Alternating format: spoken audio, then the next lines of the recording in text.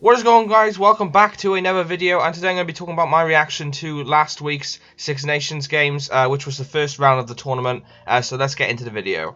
Welcome back to another rugby video. Please make sure you go ahead and smash that like button to show your support for the channel, and if you are new, please go ahead and subscribe. We upload rugby videos every single week guaranteed, so please click the notification button so you don't miss out.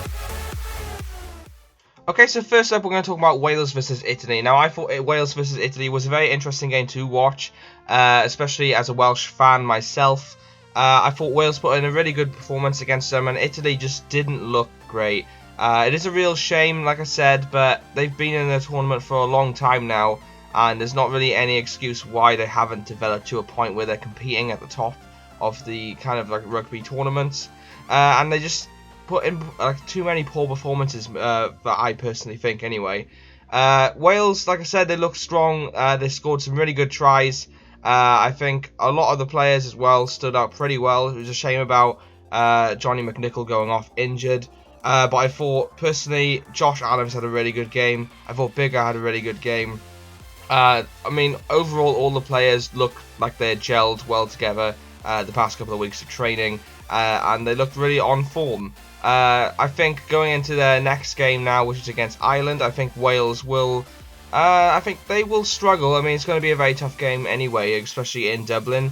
But it will be a very interesting game, and I think it will be evenly matched. As for the Italians, they will be playing France in Paris next. And I can't really see after this performance Italy putting in any really good performances. Like I said, it is a real shame. I mean, I know I have a lot of Italian fans, and I'd love to see Italy performing really well. I even joked saying it would be really cool to be able to see Italy win the Six Nations, but I can't ever see that happening. I don't really know the way forward for the Italians, to be honest with you. Yeah, okay, it is only the first game. Many of you might be thinking, don't write them off, it's only the first game. And, like, the thing is, they were thrashed by 40 points or more, whatever it was. And I think it was it 40-0 in the end, or 42? Something like that. And, yeah, I just really feel for them. It would be hard to be an Italian supporter for rugby. I mean, you obviously have some good clubs. You have Benetton and you have Zebra. So I think the way forward for the Italians is to go back to the grassroots of rugby and try and promote it from there, and try and get more professional clubs competing, and just going from there. Or, like what some of you guys said, look to the foreign players, signing them, having them for 4 years, and developing from that way, because obviously the 4-year rule with rugby nations is if you've lived in that country for 4 years, you can play for their national team, only if you haven't played for any other national team. So I think that might be the best way for Italy to do, because at the moment it's just there doesn't seem to be that much development. I know they have some new players and stuff, but after that performance it's not looking good for them, personally, what I think anyway. You guys let me know in the comment section what you thought of that game. Okay, so up next we will talk about Ireland versus Scotland. Now, this is a very exciting game to watch as well, personally, I thought. I mean, with Scotland, I think Scotland played pretty well and Ireland played pretty bad. I think that was the main sort of headline for this. I think if Stuart Hogg hadn't knocked that ball on and had scored that try, I think it would have been a completely different last 20 minutes. I think Scotland could have even won it then. I think Ireland just didn't look the usual Ireland that we're used to seeing. I think obviously the World Cup had a massive impact on them, because they kind of gelled at the wrong time. I mean, if you go back about 2-3 years ago, Ireland were looking really good. They were on their proper form, and everybody was saying that they're going to win the World Cup. And then they just ungelled. Was it early last year? And then going into that World Cup, they performed really poorly. Got thrashed by the All Blacks, lost to Japan, as well as Scotland lost to Japan as well. And I think that's really impacted the team itself.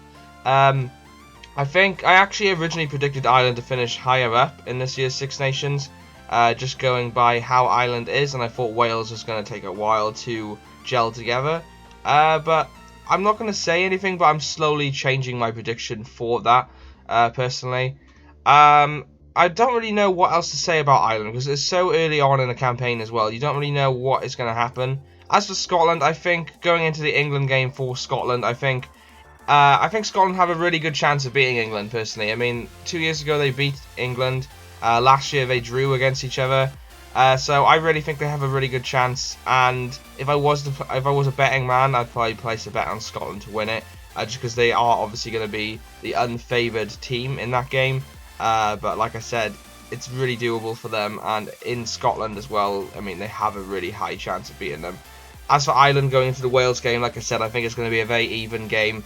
I'm not going to predict an outcome, but I would say it's going to be very, very close, and it will only be by a couple of points whoever wins that game. I think they need to really up their performance from this game against Scotland, though, just because, like I said, they just didn't look themselves. They've played much better than that in the past, and they just didn't seem to gel together that well today. I think that obviously they won it, and I think that's the main thing, but like I said, I just feel that they could have played better, and we have seen a better Ireland team after that performance anyway. Okay, so up next, which was our final game, is France versus England, because it was played in Paris.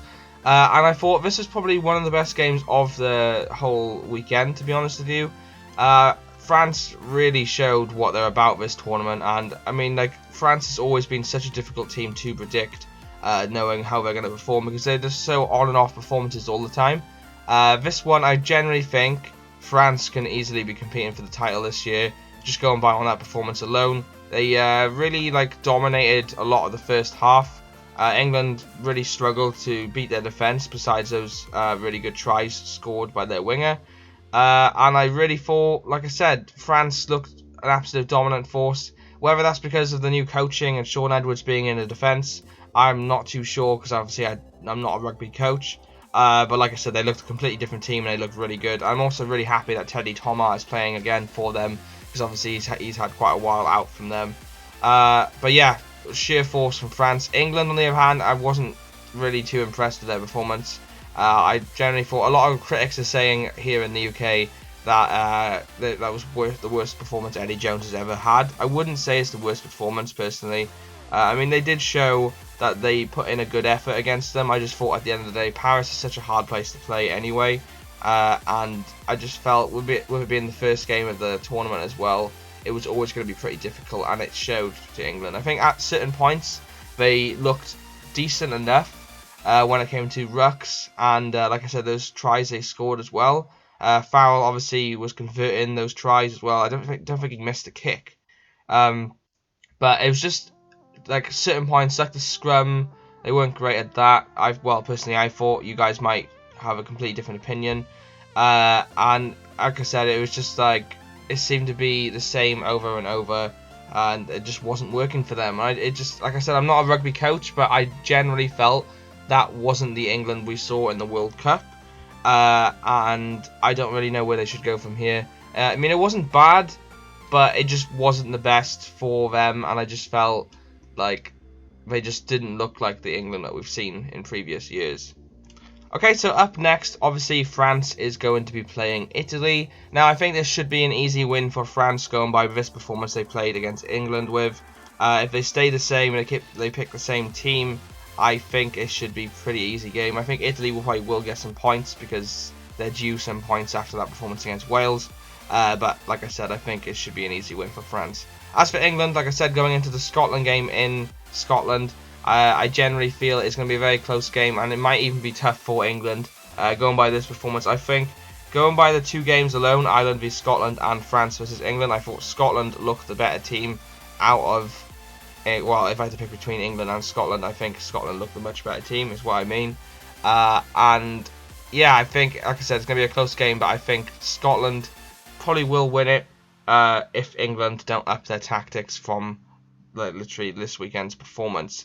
So, as I said, close game, but I think Scotland may edge it, myself anyway.